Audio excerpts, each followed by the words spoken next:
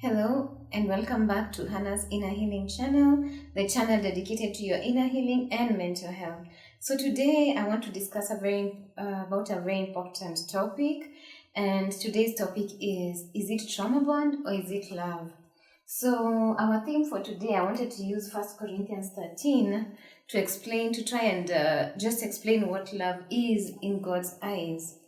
So 1 Corinthians 13. If I speak, I'll read from verse 1 till verse 8. If I speak in tongues of men and angels, but I don't have love, I'm a noisy gong or a clanging cymbal. And if I have prophetic powers and understand all mysteries and knowledge, and if I have all faith so as to remove mountains, but I have no love, I'm nothing. If I give away all I have, and if I deliver up my body to be burnt up, but I have no love, again nothing. Love is patient and kind. Love does not envy or boast. Love is not arrogant or rude. It does not insist on its own way. It's not irritable or resentful. It does not rejoice at wrongdoing, but rejoices with the truth. Love bears all things, believes all things, hopes all things, endures all things. Love never ends. As for prophecies, they will pass. As for tongues, they will cease. As for knowledge, it will pass away. So again, my name is Hannah Jerry. I have a master's of theology in pastoral studies. I have a degree in sociology and politics, and I have a certificate in trauma counseling. So today I want us to focus on, is it trauma bond or is it love? So what is love? Love, as we have read in 1 Corinthians 13, all those qualities are what love is: patient, it's kind, it does not envy, it does not boast, it's not irritable. All those are qualities of love. So what is trauma bond? If I can ask today, let's start with what is trauma bond. Trauma bonding is when you bond with the abuser. It's not bonding with someone you've had trauma with, but when you bond with someone who is abusing you, that in itself is trauma bond. Love, of course, you've learned what it is. So bonding with the abuser is love. And let me ask maybe a question. As I'm asking you, I'm asking myself. The relationship you are in, either romantic or even just family relations, is there love, or is it that it's trauma bond? So let me just start by explaining something. When I was doing my master's in theology, one of our lecturers, Dr. Kim, told us that love or relationships that God created were meant to be open, just, and good. What does it mean to be open? Open is that you're naked and unashamed. You see, when Adam and Eve, before the fall, they were not ashamed to be naked with each other, meaning that though they were naked, they did not feel ashamed, because shame had not been introduced. Shame is a concept that came in with the serpent, with the devil. But before that, there was no shame between them. They were naked and unashamed, like they knew each other deeply. Maybe they even knew each other at even knowing each other's maybe. By that time, I don't think even they had weakness, because they were to be like God. But they knew each other and they were not ashamed of each other. But when shame came in, it destroyed relationships. They're just. Good relationships are just. How does it mean? It means that you consider the needs of others before you. That there's that justice. That there's the justice of God in that relationship. That you're good to them and they're good to you. But nowadays, do you see how relationships are? It's contract based. It's based on money, looks, or maybe what I can get from this person. All that came with the devil. And that's why when man fell, he really fell. You see, a human being was not supposed to operate from the tree of good and bad. Good plus bad. That there was two trees. I hope I can draw a tree very well. And there's this other tree. So there's the tree of good and bad, knowing what good and bad is. And that's the tree that God had told Adam and Eve not to eat. You know why? Because yes, you can know what good and bad is. Good and bad is just like a dichotomy of knowing this is good, this is bad. And when you look at many narcissists or toxic people, they have a black and white kind of thinking. So this tree of good and bad was going to cause man to be robotic, to be like to know good and bad, yes, but to be robotic in such a way that he will have a view of life of black and white. And yet God wanted them to live from the tree of life, where they would get all their wisdom, they will get all their information from God, who is life, all their wisdom. So they will not just be assessing situation that this is good and bad. No, they will be assessing situation the way God assesses situations.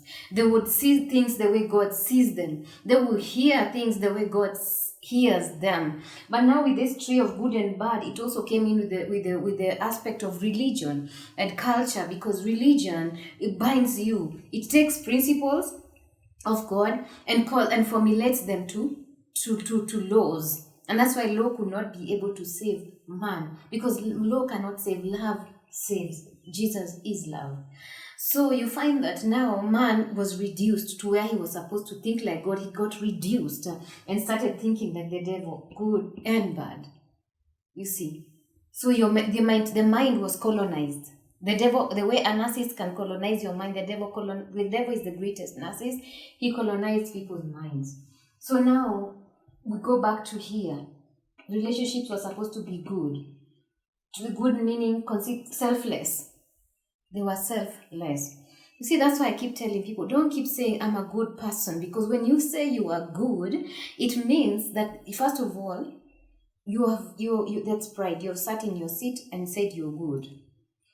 The way you can describe yourself as a human being, say, I'm human, I have my own strengths, I have my own weaknesses, and I have my own limitations and capacities.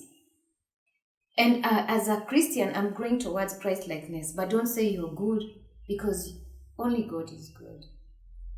So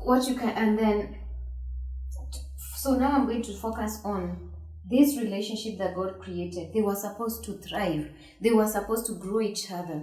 They were supposed to bring the aspect of God, that people would see God in each other. That when I'm relating with Mary, when I'm relating with Tom, when I'm relating with people in the society, whether in romantic relationships or in platonic relationships, that those relationships will foster God. That people would see God in others. Like I would see God in this other person, they would see God in me. That's why God created relationships. But now, with the fall of man, came toxic relations. Toxic relations. These toxic relations, how are they? In fact, with narcissists, with psychopaths, with borderlines, with the dark triad, if I can use that word, people who were hurt as children and never healed. So the demons took advantage of them. And now they have become toxic people. People who have the image of the devil.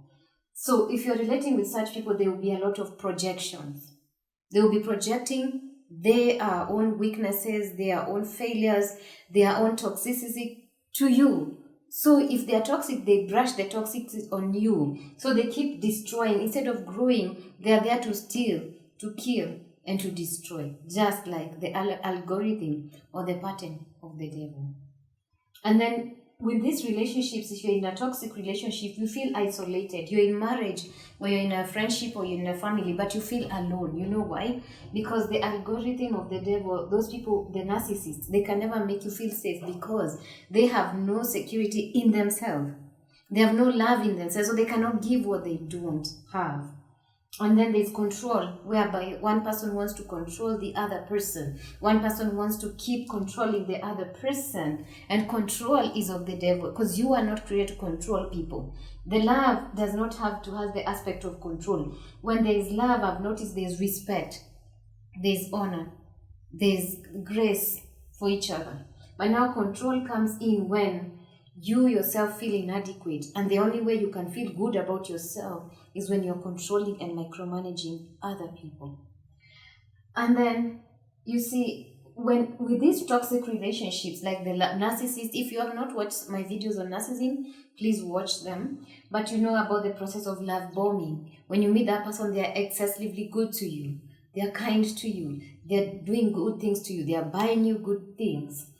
then if you don't play to their card, or they feel like you don't, because once there's this there's this theory, or there's this, not theory but explanation by Professor Sam Vaknin, who I feel is the best to explain on narcissism, and was the first person to explain on narcissism. He talked about introjects, whereby when the narcissists see you, they snapshot you, then you become an introject in their mind, because they don't relate with the outside environment, they relate with their introjects, their idea of you, the idea of who they think you are. So now if they snapshot you and they idealized you in their mind, if you don't meet and to that criteria they have put for you in their mind, if you don't play to that role they have already given you in their mind, now the devaluation comes. That's where now all hell breaks loose, where all demons break loose, and they start mistreating you, they start talking down on you, they start devaluing you, they start treating you badly. That's where the devaluation comes. And then there's the discard now, where they want you to discard them, or they discard you. So with all these toxic relationships, that there's that, I call it the witchcraft triangle, where it starts well, then the discard, and then by the time you're living there, you've lost so many things. With this toxic relationship, you can lose self, you can lose your identity, your self-esteem, your confidence, who you are as a person, and even your dreams, because they came to steal, kill, and to destroy. And narcissists carry a lot of spirits in them, including Jezebel, Leviathan, Octopus spirit, and many other spirits. So when you come into their life, you will come into contact with all these spirits this person is carrying. And that's why now, when you came in a confident person, because they normally target, that's why this thing is spiritual and demonic, they target people who they see have a star. They target people who are going somewhere. They target people who carry virtues, because they don't have virtues. So when they come into your life, they still start stealing your virtues and plundering you. First of all, they'll make you feel like you're the best of the best. Then when the devaluation comes, or this, yes, they start telling you you're not even intelligent, you're not this. They're stealing from you your virtues. And later when they discard you, you lose yourself, you live there as a shell of who you are. And you gave your life to someone who is a shell. Because as I explained with the narcissists, these are people let's say this is the person. They never mature. This is the person, but there's a shell. So there was arrested development, and these are people who don't have a self. So when they come into your life, they want to, through like what Professor Vaknin talks about, the shared fantasy, as I explained in one of my other videos, you find that now they start controlling your life, manipulating you. And then you live there when you're so broken and as a shell of who you are, not the person that they made you to be. Once you meet a narcissist, a psychopath, some borderline personality, all those people who are very broken, this process you will have to go through, because they have nothing good to offer you but distractions. So if you're saying you're falling in love with a narcissist or an abuser, just know you are never going to make it in life, because they will keep pulling you down with their toxicity, with their dramas, and with their hate. Because at the heart of a toxic person, that includes the dark triad, the narcissist, the psychopath, and all these other people, is hate, envy, jealousy, and inadequacies.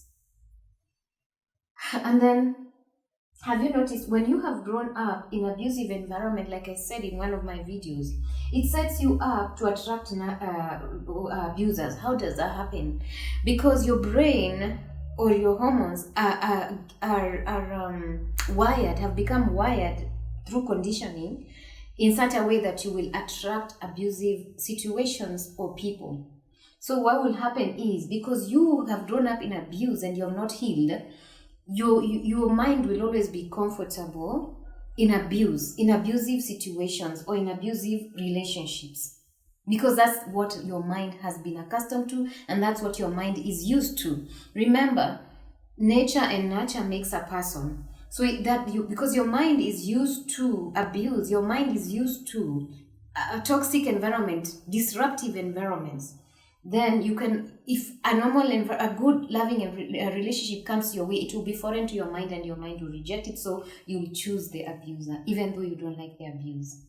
And the abuser will not come abusing you. It will start like with love bombing, with all these things, and then now it ends to abuse, because your brain and subconsciously is wired to attract abusers. And that's why I tell people, heal any CPS, complex post-traumatic stress disorder or post-traumatic stress disorder. If you grew up in abuse or you have been going through trauma, please heal your trauma, because that trauma is what will attract abusers to your life. Heal the trauma. And then emotionally detached. In these relationships of evil or toxic relationship, there will be detachment. So this person, either they are anxious, they are avoidant attachment, anxious attachment, all those kinds of attachments that are not good, they come from broken people. So if you're in a relationship with someone who cannot attach to you fully, or who cannot click with you fully as a person, then you will feel lonely and detached in that relationship. You'll always feel like you're alone. Even in a family setup where parents are narcissists or abusers, as a child you will always feel alone. So what can you do about the evil? You see, if you know you have, for narcissists, it will take the grace of God to and psychopaths and sociopaths to be delivered, but God is able. But for you, if you are not a narcissistic, you don't take pleasure in exploiting people, you don't take pleasure, you don't need supply from other people, you can self-supply, you don't exploit other people, you don't enjoy in the sufferings of others, then you're not a narcissist. You can heal. And how can you do that? Start doing the inner work, the inner child work. And I have videos on that you can check. And then reparent yourself. If you were not parented well growing up, I've done a video on reparenting yourself. Please watch the video to know how you can be able to reparent yourself to become now a healthy, well-adjusted adults, and for you to be able to avoid trauma and triggers. You see, growing up for me, it was not an easy environment. It was had its own ups and downs and pain, but I went through the healing process and I learned to reparent myself. So that's why nowadays I find my life is happier. I feel like I'm happy most times, but there are times I used to feel heavy because I had not healed from my childhood wounds. But when I healed, I became happy. Another thing you need to know about childhood wounds or trauma is they can cause mental illnesses, and that's why you see mental illnesses be passed from one generation to another. So you can only do yourself a favor. Sometimes when you're going back to the situations or to do the inner child work, it will hurt. Because why is it going to hurt? It will hurt because the memories will come back. And going back to those situations will remind you of so many things. But you know what? Once you heal, even if the memories come, they will not hurt anymore. So for you to know if you have healed from something is when the memories come back, does it come with pain? And then for some people who maybe you were abused when you were a child, maybe months old, or and you cannot remember, the amygdala stores those memories. Maybe the cortex, the part of the brain that stores memories, I don't know, the name has eluded me. It might not remember. But the amygdala, which is the emotional part of the brain, will remember. So that you can only tell God to heal your emotions and heal all the trauma stored in your emotional brain. Trauma can be stored back in the subconscious, in the conscious prefrontal lobe, or in the amygdala, which is the subconscious brain, the emotional part of the brain. So for me, what helped me is I told God to heal my subconscious mind of all the trauma that I was carrying, and the pain and the sadness and the sorrow that I was carrying with me. So as I conclude, I want to just to emphasize on one thing. If you have not healed, please heal. Because if you don't heal, childhood wounds have a way of recurring and being carried on in someone's life till adulthood and even till death. And childhood wounds are what attract people to abusive relationships. Childhood wounds are what you can, if you don't heal, it's passed on from generation to generation. So you can choose, you can tell God, help me to be the generational curse breaker, because some of these are generational curses. Narcissism is a generational curse. You can break it if you become serious with God, get to know Christ, and be serious with your relationship with God, and also deliberately going through the process of doing the inner work. Because when you're whole, you'll even attract holistic relationships, not just the romantic relationships, but even social relationships, business relationships. By the way, if you're carrying trauma, you'll find that trauma bond is not just even in romantic relationships alone. Trauma bond can even be in social relationships, work relationships. If you have trauma, you will be attracting abusers to you in the workplace, at home, social setups. You'll only do yourself a favor to know and to protect yourself from carrying trauma by healing trauma and cutting that generational cycle of trauma from your future generations. So thank you so much for watching. I hope this video has helped you. Please like, share, and subscribe. And also you can partner with us. Recording also takes money. And we'll put a link below where you can partner with us and give and donate to this channel. Thank you.